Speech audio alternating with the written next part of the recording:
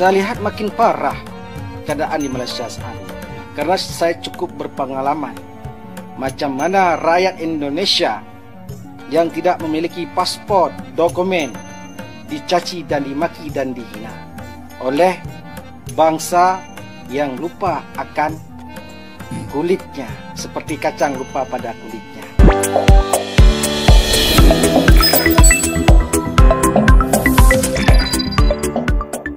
Assalamualaikum warahmatullahi wabarakatuh. Halo teman-teman, jumpa lagi di Arya FM.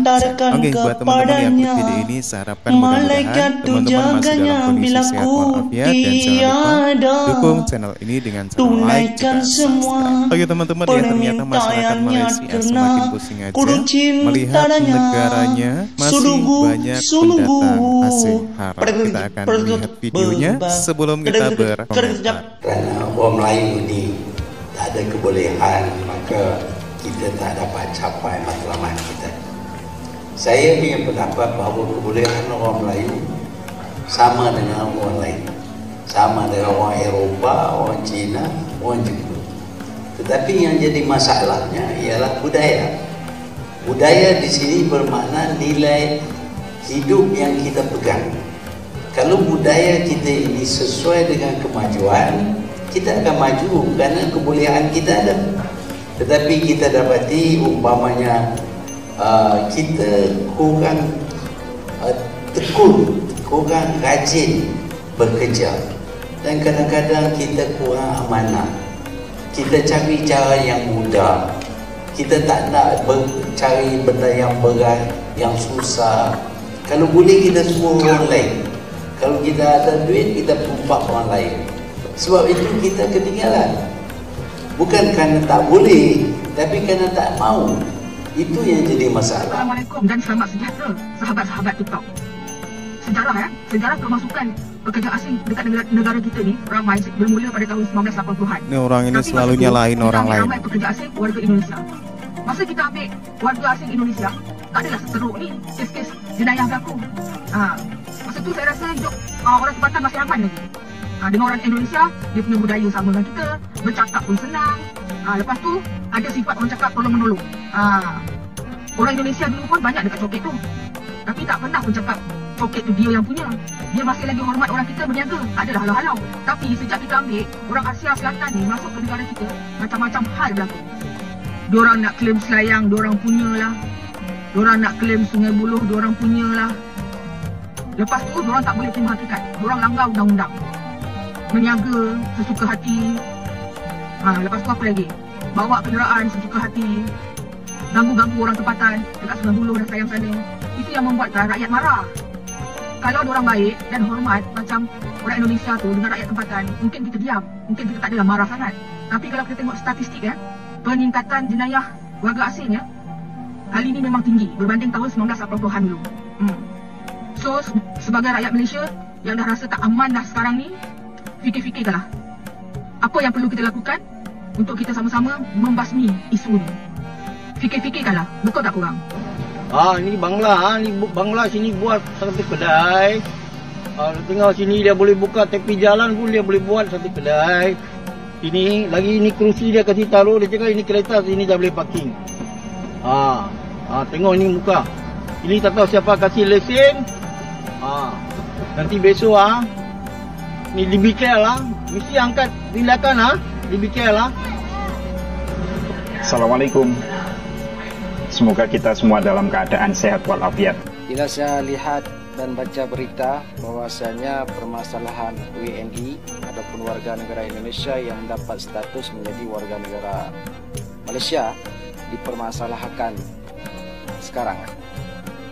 Jadi saya himbaukan kepada seluruh keturunan Melayu Indonesia, seperti keturunan Bugis yang berada di Malaysia, kalian harus pulang ke negara asal kalian semua. Seperti keturunan Jawa yang berada di Malaysia, yang kalian mendapat IC warga negara Malaysia daripada nenek moyang kalian dulu, pulang kalian ke Indonesia. Seperti keturunan Banjar yang nenek moyang kalian dulu datang ke Semenanjung Malaysia, mendapat warga negara di Malaysia, kalian harus pulang ke Indonesia. Seperti keturunan Minang yang berada di Negeri Sembilan, asal usul nenek moyang mereka daripada Padang ataupun Minangkabau, yang nenek kalian dulu datang ke Semenanjung Malaysia mendapatkan warga negara Malaysia, kalian sekarang semua pulang ke Indonesia. Karena saya lihat makin parah keadaan di Malaysia saat ini, dan saya himbaukan kepada kedutaan Indonesia yang berada di Malaysia.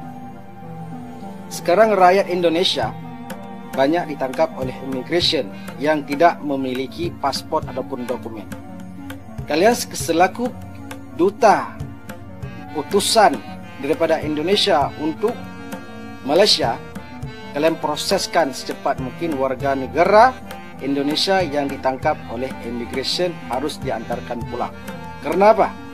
Karena saya cukup berpengalaman macam mana rakyat Indonesia yang tidak memiliki paspor, dokumen dicaci dan dimaki dan dihina oleh bangsa yang lupa akan kulitnya, seperti kacang lupa pada kulitnya.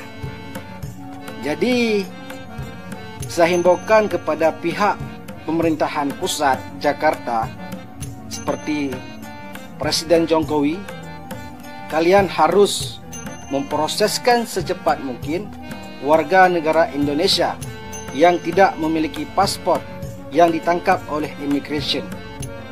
Harus disegerakan dipulangkan mereka ke Indonesia. Karena di media kita lihat ada sepuak-puak keturunan mereka yang mengaku mereka keturunan Melayu, tapi saya pun tidak tahu asal usul Melayu mereka daripada keturunan mana. Mungkin Melayu mereka keturunan daripada Siam, Patani yang mendapat warga negara Semenanjung Malaysia. Adapun keturunan mereka daripada Jawa yang mendapat warga negara Malaysia.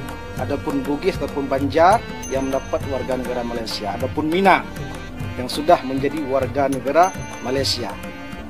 Jadi hal perkara ini banyak orang Indonesia bermacam-macam suku kaum yang datang ke Malaysia tanpa ada dokumen. Dari segi undang-undang mereka memang bersalah, tetapi tidak patut mereka namai parti sebagai binatang ataupun parti yang kahwin dengan tempatan. Dia benci untuk bercakap dengan anak pendatang. Tetapi yang lucunya, nenek moyang dia dulu pendatang juga ke situ. Di saat mereka mendapat kemerdekaan oleh British, belagak lebih. Sekian, terima kasih. Assalamualaikum warahmatullahi wabarakatuh. Jadi kalau saya kata malas, bukanlah bermakna semua orang malas. Ada yang rajin, tapi umumnya orang Melayu lebih suka orang asing datang sini bekerja. Kalau negara kita ini menjadi negara berjenang-kaum, sebabnya ialah kerana kita tak sanggup bekerja. Sebab itu orang India masuk sini menuai getah. Bukan orang Melayu tak menuai getah. Kita boleh tapi kita tak mahu. Kena bangun pukul 5 pagi dan sebagainya. Kita rajin tapi kita tak nak bangun. Lepas tu datang orang Cina. Orang Melayu dulu cakap mungkin bila orang Cina datang, orang Cina mungkin buat rumah lebih mudah, lebih harga lebih rendah.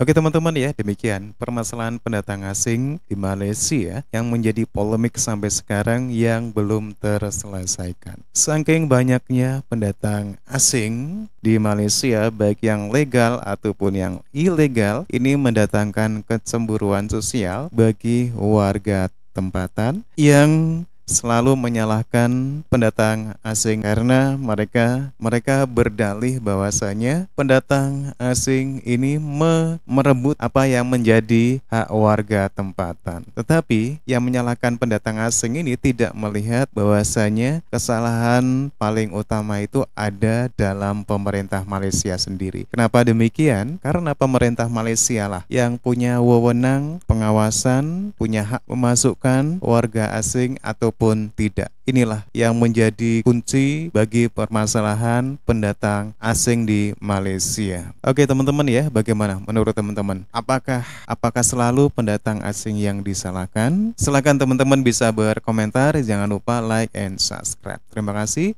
dan wassalamualaikum warahmatullahi wabarakatuh.